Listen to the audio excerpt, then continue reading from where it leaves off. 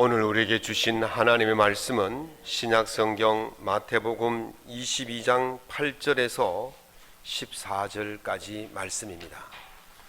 제가 갖고 있는 신약성경 37면에 있습니다.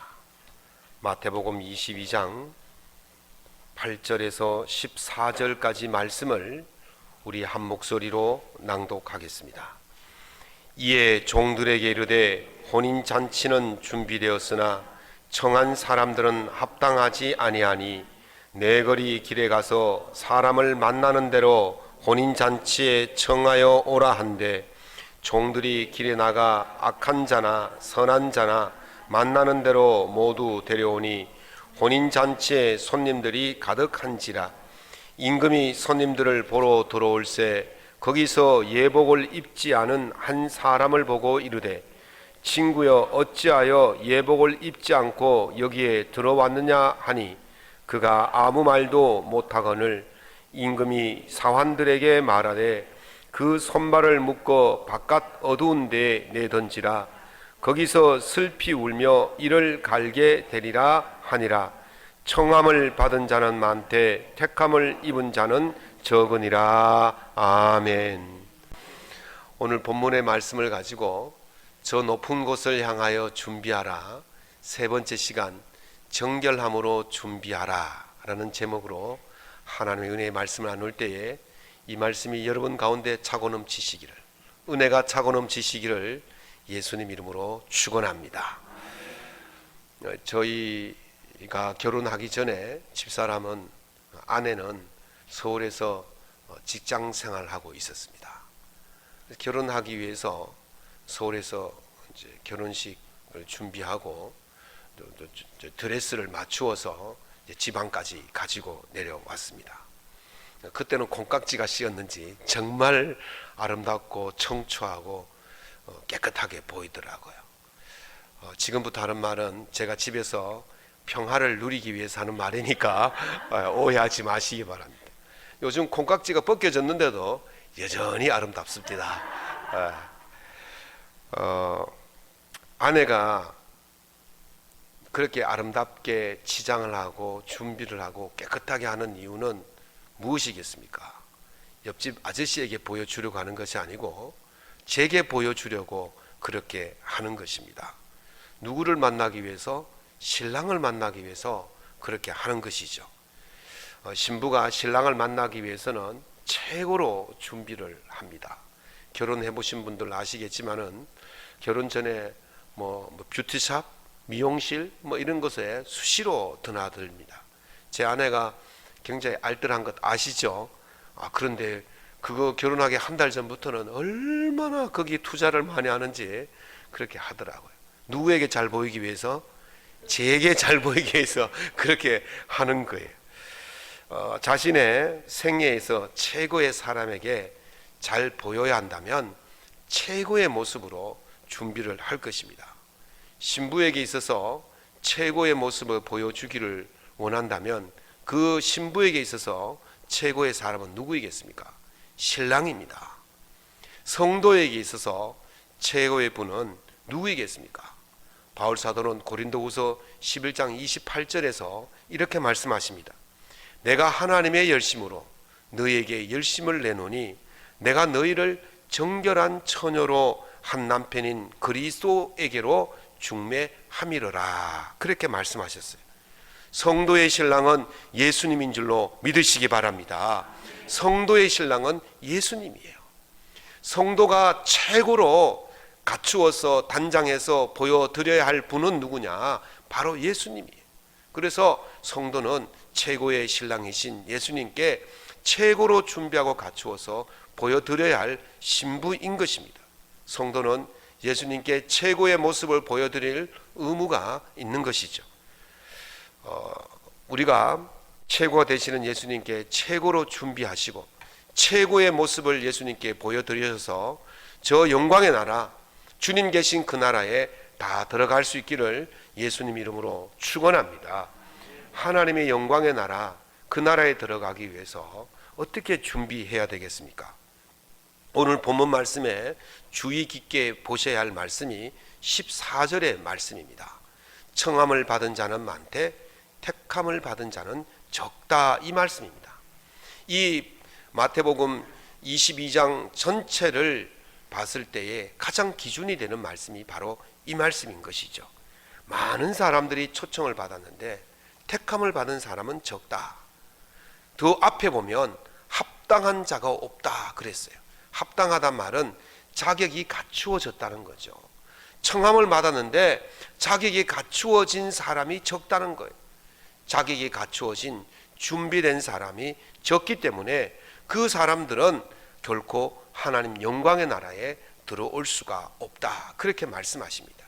그렇다면 어떻게 준비해야 되겠습니까? 어떻게 준비해야 하나님 영광의 나라에 들어갈 수 있느냐? 첫 번째는 자신의 것을 포기하는 준비를 해야 됩니다.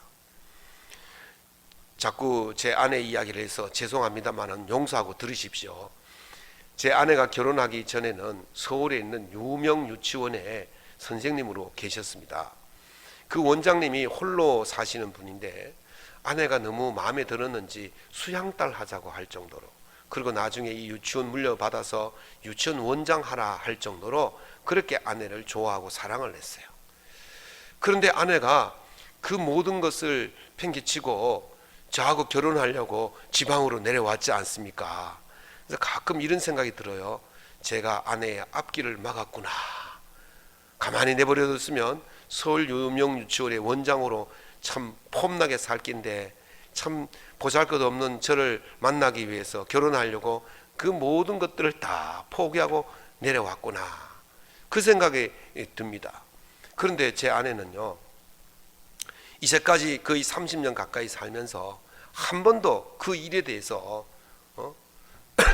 그 일에 대해서 뭐 후회하거나 신랑 잘못 만났다거나 뭐 그런 말을 한 적이 없어요. 뭐 별 볼 일 없고, 정말 뭐 그때 신학생이었으니까 뭐 결혼 자금이 있습니까? 뭐가 준비됐겠습니까? 아무것도 준비되지 않은 볼품없는 미래도 불투명한 그 남자 하나를 보고 내려온 거예요. 왜 그럴까? 왜 그렇겠습니까? 미래의 가치를 본 거예요. 미래의 가치. 지금 내가 누리는 그 가치보다, 또 자기가 앞으로 누려야 할 그 원장의 가치보다는 미래의 목회자로서 살아갈 그 남자의 가치가 더 귀중하다고 생각하고 그렇게 내려온 줄로 제가 믿고 있습니다. 맞습니까? 맞을 거예요. 뭐 지금 아니라면 어떻게 합니까? 이미 다 지나간 물인데, 쏟아진 물인데, 어쨌든 내가 더 가치 있다고 생각하는 것이 있다면 덜 가치 있는 것을 버릴 수밖에 없는 것입니다. 더 가치 있는 것을 가지기 위해서는 덜 가치 있는 것을 버려야 하는 것이죠. 임금님께서 혼인잔치에 사람들을 초청했어요. 그 초청할 때의 사람들의 반응이 오늘 마태복음 22장 쭉 나옵니다. 1절부터 쭉 나오는데, 누가복음 14장에 보면 그 반응의 모습을 좀 더 자세하게 이야기하는데 이렇게 합니다. 초청하니까 내가 밭을 샀으니 살펴보러 가야 한다. 내가 소를 5겨리를 샀으니 시험하여 보러 간다. 겨리란 말은 쌍을 말해요. 그러니까 5겨리는 10마리 소를 말하죠. 소를 밭을 갈게 할 때는 두 쌍씩 이렇게 짝을 지어서 쭉 붙여서 가게 되어집니다. 그 다음에 세 번째 사람이 나는 장가 갔으니 못 가겠다, 그렇게 말하고 있습니다. 자기가 밭을 사거나 소를 사거나 장가를 갈 때 오늘 당장 삽니까? 밭을 살 때 여러분들이 이 밭의 소출이 얼마인지, 주변의 시가가 얼마인지, 뭐 토질은 어떤지, 이런 것들을 한 달, 두 달 면밀히 살펴보고 그리고 나서 계약을 하지 않겠습니까? 집을 살 때도 마찬가지입니다. 몇 달을 드나들면서 살펴보기도 하고, 또 소를 살 때도 이 소가 건강한 소인지 일을 잘하는 소인지 그런 것들을 다 살펴보고 그렇게 사는 거죠. 장가 갈 때 어제 만났다고 오늘 바로 결혼식 하는 사람은 없어요. 몇 달씩 이렇게 서로 참 밀당을 하고 말이죠. 관리도 하고 그렇게 해서 다 가는 거예요. 그러니까 오늘 당장 하지 않아도 되는 일이었다는 거죠. 오늘 밭을 사는 일, 오늘 소를 사는 일, 오늘 장가가는 일을 며칠 미룬다고 해서 큰 문제 될 것이 없는, 그런데 이 사람들은 그것을 포기하지 못한 거예요. 임금의 잔치 자리에 임금의 잔치 자리에 가는 것보다는 밭을 살피고 소를 시험하고 장가가는 그 일을 포기하지 못해서 임금의 혼인 잔치를 거부한 것입니다. 그들의 눈에는 소사고 밭사고 장가가는 것이 더 귀하게 보였을 거예요. 그래서 임금이 청하는 그 소리가 귀에 들어오지 않고 임금의 종들이 전하는 그 소식이 눈에 보이지 않게 된 것입니다. 여러분, 평생을 사시면서 대통령 취임식에 초청 받아보신 분 계십니까?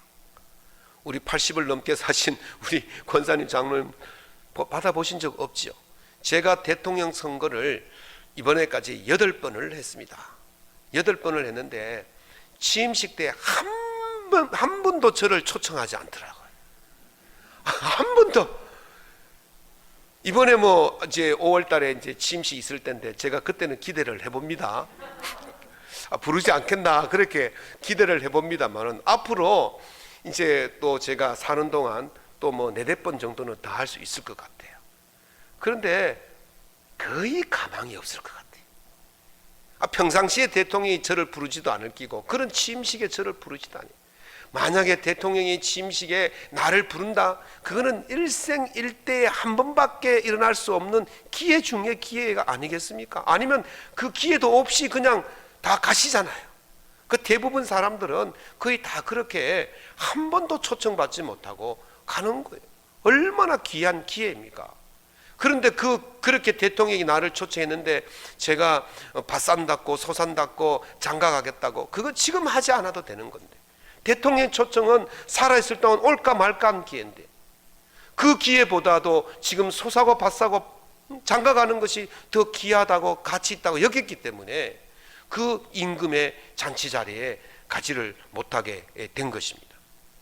임금의 잔치 자리에 가려면 지금 내가 가지고 있는 그것보다도 임금이 초청하는 것을 더 가치 있게 여길 때에 그곳에 들어갈 수가 있게 되는 것입니다. 창세기 34장에 보면 야곱의 아들들이 동생 레아가 세겜 성주의 아들에게 성폭행을 당합니다. 오빠들이 화가 났어요. 분노했어요. 칼을 들고 가가지고 세겜 성의 사람들을 도륙을 해버렸습니다. 야곱이 큰일 났다 싶었습니다. 이제 세겜성 주변에 그 사람들의 친족들이 벌떼같이 일어나서 자기 몇 안 되는 사람들을 치러 오면 감당할 길이 없는 거예요. 고민하고 두려워하고 있을 때에 하나님께서 야곱아, 베델로 올라가라 그랬어요. 이 베델이란 곳이 어떤 곳이냐면 야곱이 형 에서의 장자권을 훔쳐가지고 갔을 때 형 에서가 죽이겠다고 벼르고 있을 때 무서워서 자기 외삼촌 라반의 집이 있는 밧담 아람이란 곳으로 도망가는 중에 잠시 하룻밤 묵었던 곳이 바로 이 베델이에요. 그날 밤에 돌을 베개 삼아 잠을 자는데 하늘로부터 땅까지 사닥다리가 이어지고 거기서부터 천사들이 오르락 내리락 하는 것을 보고 여기가 하나님이 계시는 곳이구나 깨닫고는, 하나님, 제가 무사히 아버지 집으로 돌아오게 해주시면 이 곳이 하나님의 전을 만들어 드리겠습니다. 이 돌 베개를 성전의 기둥 삼아 드리겠습니다. 그랬더니 하나님께서 야곱아, 두려워하지 말라. 내가 네가 어디를 가든지 지킬 거고 내가 네가 약속한 모든 것을 이루기까지 너를 떠나지 아니하고 네가 아버지 집으로 돌아올 때까지 내가 떠나지 아니하리라. 그 약속을 해주신 거예요. 그것이 바로 베델이었어요. 하나님을 처음 만난 곳이 바로 베델이었어요. 이제 다시 위기가 왔을 때 하나님께서 베델로 돌아가라. 그 말씀은 베델로 올라가라. 이 말씀은 네가 하나님을 다시 찾고 만나라는 거예요. 그때 야곱이 자기 식솔들에게 말합니다.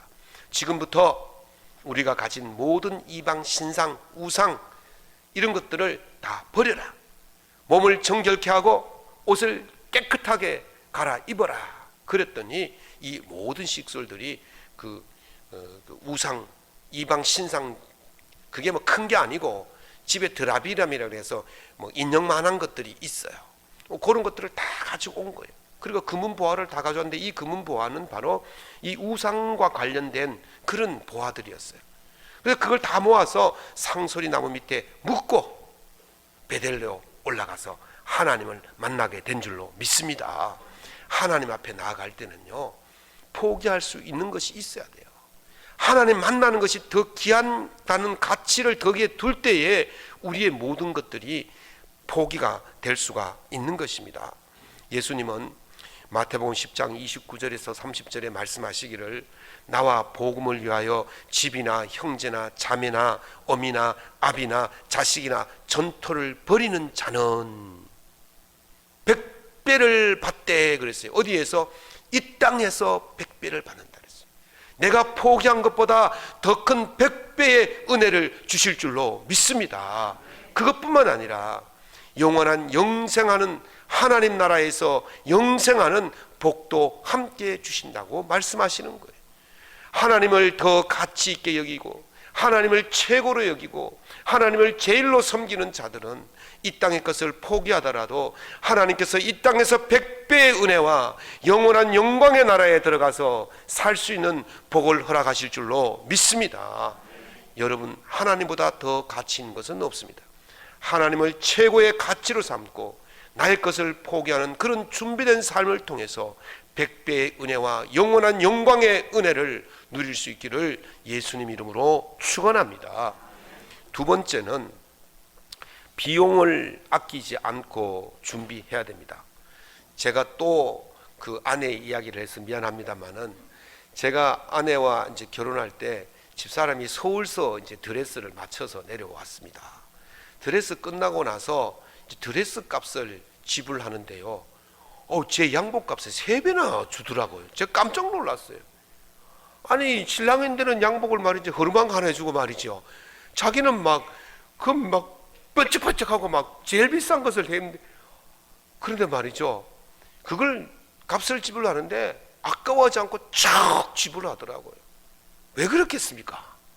최고의 신랑을 만나기 위해서는 그 정도쯤이야 지불할 수 있다, 비용을 아끼지 않겠다, 막 여러분들 속으로 막 웃고 있는데 그런 비용을 아끼지 않는 거예요. 최고의 분을 만나기 위해서는 비용을 아끼지 않을 때 최고의 모습을 보여주는 것입니다.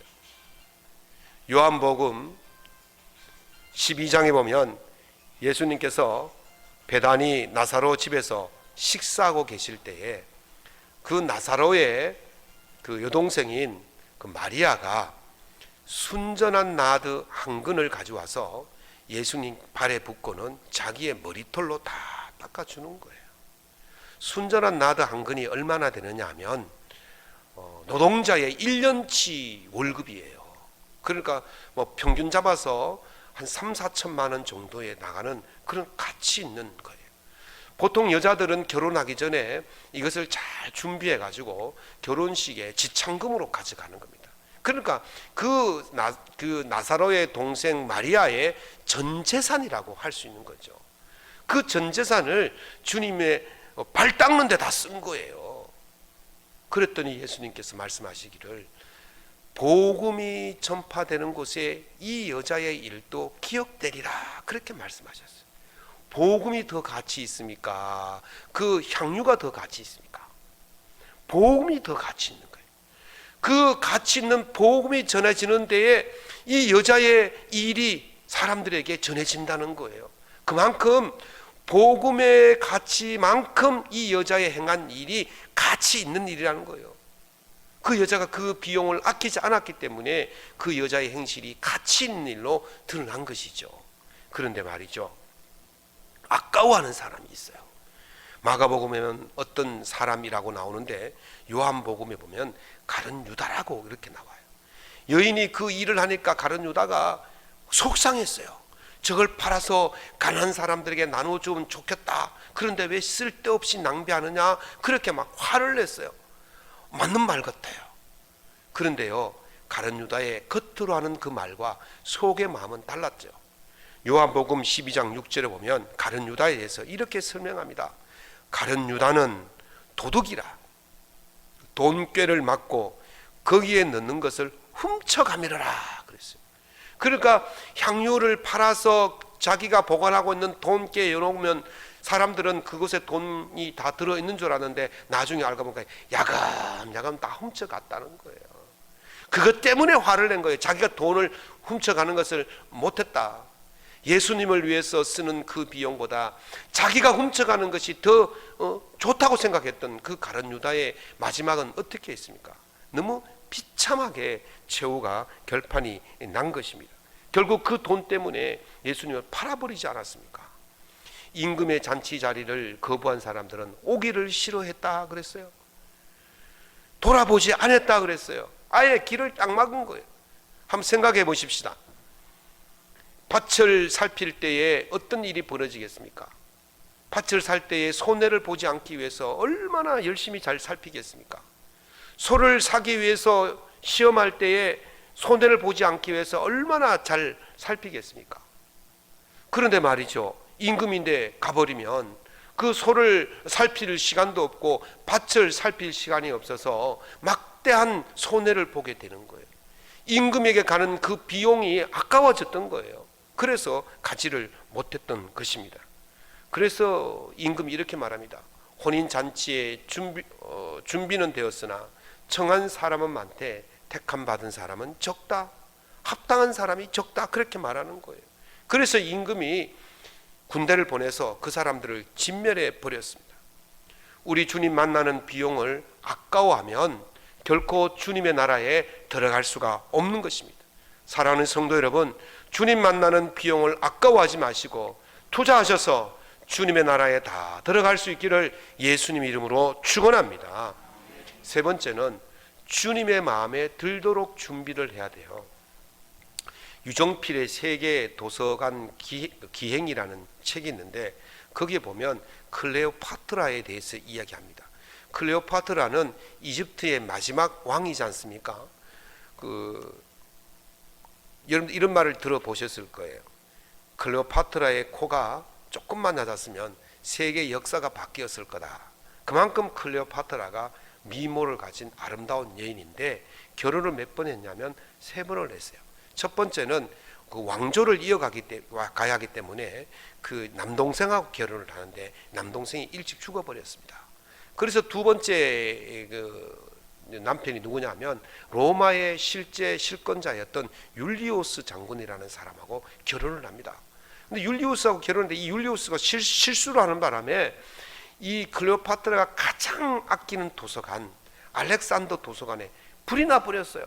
그래서 그 안에 있던 그 도서관 몇만 권 되는 책들이 다 불타버리는데 그 중에서도 플라톤이라든지 아리스토텔레스라든지 이런 세계적인 철학자들이 써놓은 그 책 중에 책이라는 책이 다 불타버리고 말았어요.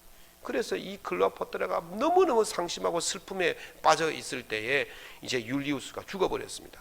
그래서 세 번째 이제 남편을 맞이하는데 이 남편이 누구냐면 이 사람은 안토니우스라는 장군인데 이 사람도 로마의 이제 율리우스 다음으로 실권자가 되어서 이 이집트를 정복하러 왔다 보니까 클레오파트라가 너무 예쁜 거예요. 그리고 홀딱 빠졌어요. 그래가지고 선물을 보내는데요. 어떤 선물을 보내느냐면 자기가 점령하고 있던 시리아의 페르가몬이라는 도서관에 책을 전함에다가 전부 다 실었어요. 그게 몇만 권이냐면 20만 권. 안 놀라시네. 집에 책 200권은 있으십니까? 집에 책 200권도 없으시는데 20만 권이라니까 그렇구나. 제 책이 한 수천 권 되는데 그 수천 권보다 더 많은 20만 권. 어마어마한 그 도서관 하나 전체를 통째로 선물로 갖다 준 거예요. 클레오파트라가 책을 그렇게 좋아했답니다. 그러니까 클레오파트라가 그만 그 책 선물에 흠뻑 빠져가지고 그 안토니우스하고 결혼을 한 거예요. 선물을 줄 때도요, 상대방이 흠뻑 빠질 선물을 줘야 되는 거예요. 마음에 드는 선물을 줘야 되는 거예요. 첫 번째 잔치 자리에 초청받았던 사람들은 임금의 초청을 거부함으로 들어오지를 못했어요. 그래서 화를 당했어요. 그 다음에 임금이 이제 신하들을 보내서 내거리에 나가서 아무나 다 불러오라. 거기 보면 악한 자나 선한 자나 불러와라. 다른 성경 보면 강건하여 내 집을 채우라. 그렇게 했어요. 이 강건하다는 말은 강제로 끌고 오는 말이 아니고 사정을 하는 거예요. 임금이 사정하는 거예요. 제발 와주십시오. 그런데 내 거리에 돌아다니는 사람들 다 끌고 오니까 거기에는요, 뭐 별별 사람들이 다 있지 않겠습니까? 노숙자도 있고 거지도 있고 깡패도 있고 불량배도 있고 전과자도 있고 모든 사람들을 싹 다 데리고 오라고 했어요. 그래서 그 사람들이 다 왔는데 임금이 이제 연회 잔치 자리에 와봤더니 사람들이 가득하게 차 있는 거예요. 그런데 그 중에 한 사람이 예복을 입지 않고 있는 겁니다.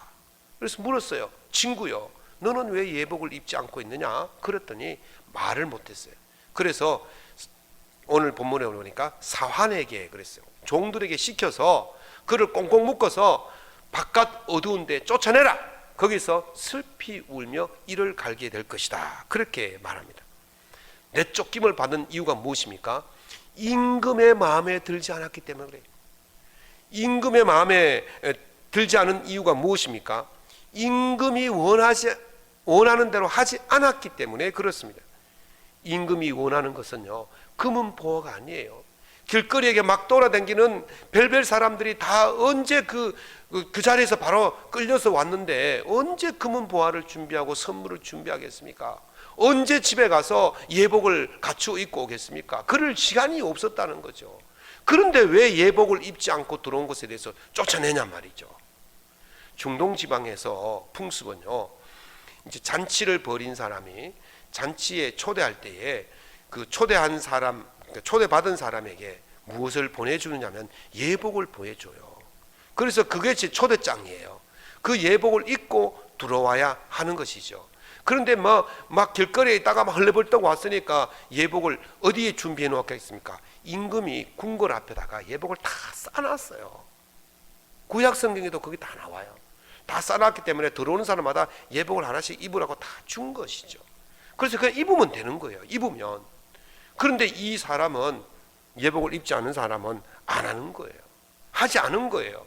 그래서 그거는 뭐랄까, 나는 예복 입지 않아도 깨끗해?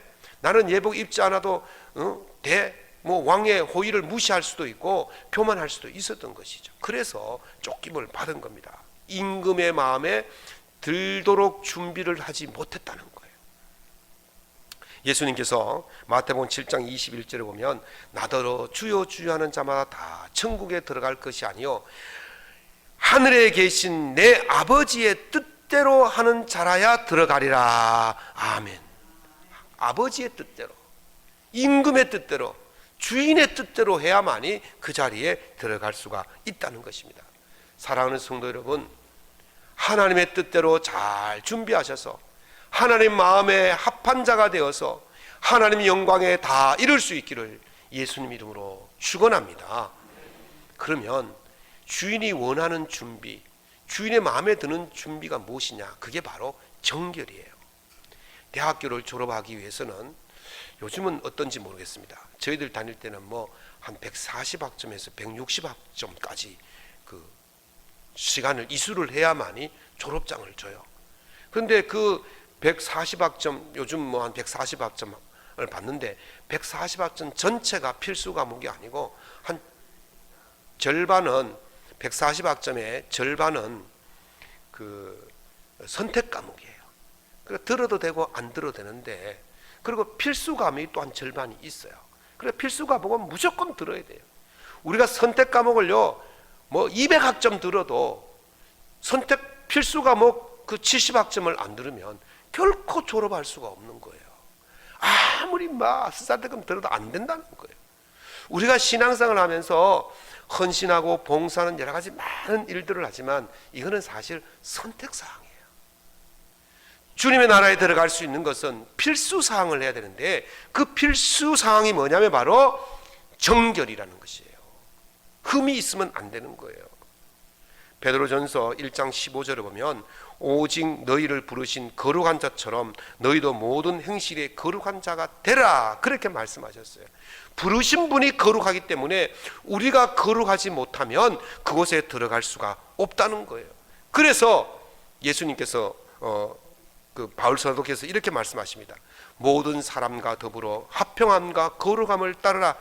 이것이 없이는 주를 보지 못하리라 그랬어요.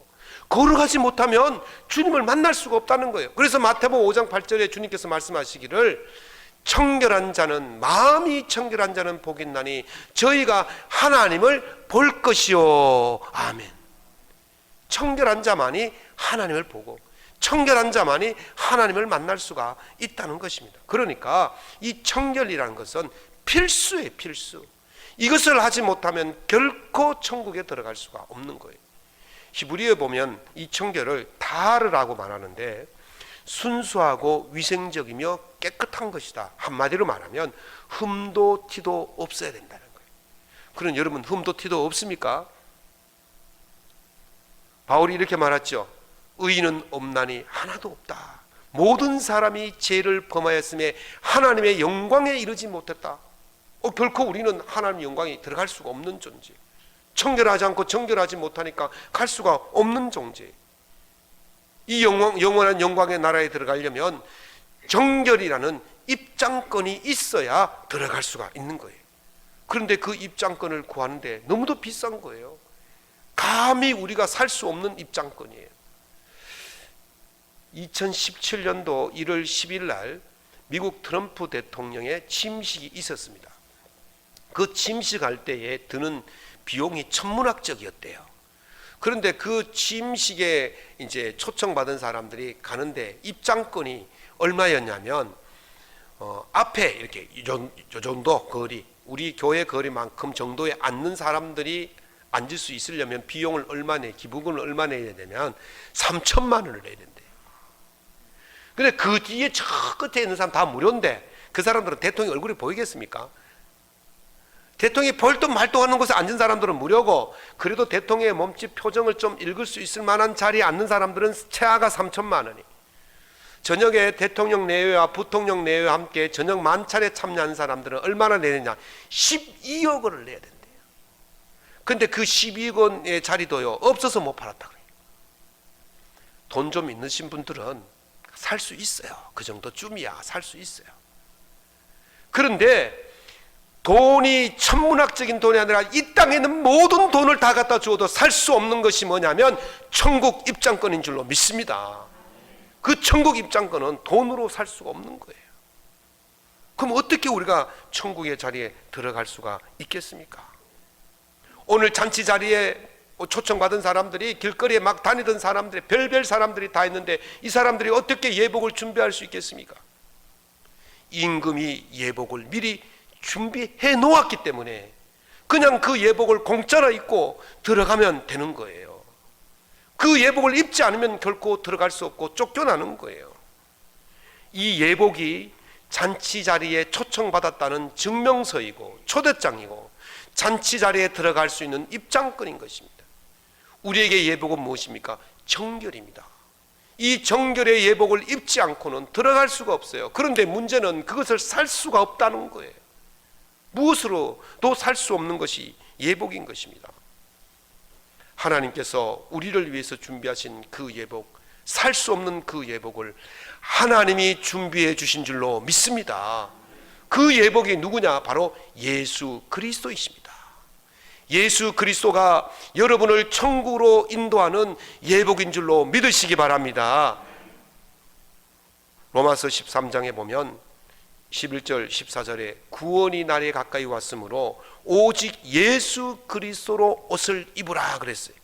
구원의 날에 예수 그리스도로 옷을 입지 않으면 들어갈 수가 없다는 거예요. 그럼 예수 그리스도를 어떻게 우리가 입을 수 있습니까? 로마서 4장 25절에 예수는 우리가 범죄한 것 때문에 내어주게 되었고 또한 우리를 의롭다 하시기 위하여 살아나셨다 그랬어요.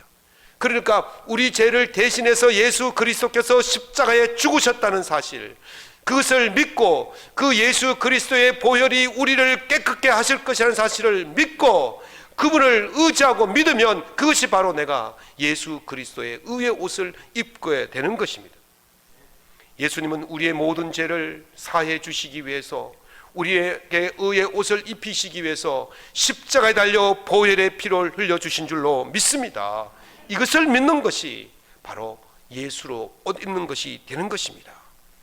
하나님께서 예수 그리스도를 보내주셔서 친히 그렇게 우리에게 의의 옷을 입혀 주신 것입니다. 사랑하는 성도 여러분, 예수님께서 부르실 때에 포기하는 것을 주저하지 않기를 바랍니다. 비용 드는 것에 머뭇거리지 않기를 바랍니다. 주님을 만나는 것이 비용이 많이 든다고 머뭇거리지 않고 우리가 준비하지 못했다고 안타까워하실 필요가 없습니다. 왜냐하면 그 비용을 누가 냈습니까? 하나님이 내신 줄로 믿습니다. 하나님이 내셨어요. 그렇기 때문에 우리는 그 예수 그리스도를 옷 입고 믿고 들어가기만 하면 되는 것입니다. 하나님이 준비하신 그 옷, 예수 그리스도로 옷 입고 천국에 다 들어갈 수 있기를 위해서 여러분들 준비하시고 또 준비하셔서 천국의 영광의 자리에 다 들어갈 수 있기를 예수님 이름으로 축원합니다.